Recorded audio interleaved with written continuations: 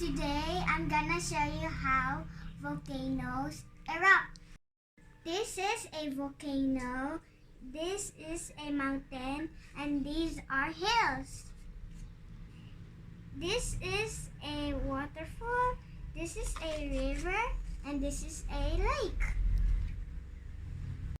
For our experiment, we're gonna use baking soda, vinegar, and red coloring.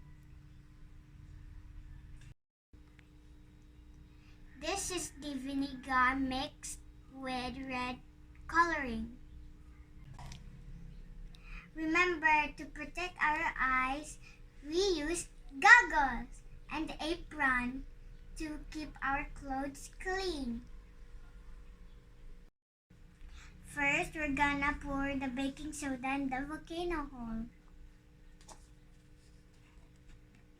Remember, kids, ask for parents to help. Are you ready now? Let's put the vinegar in the volcano crater. Oh my god, oh my god, oh my god, oh my god, oh my god. Oh my god, oh my god, oh my god.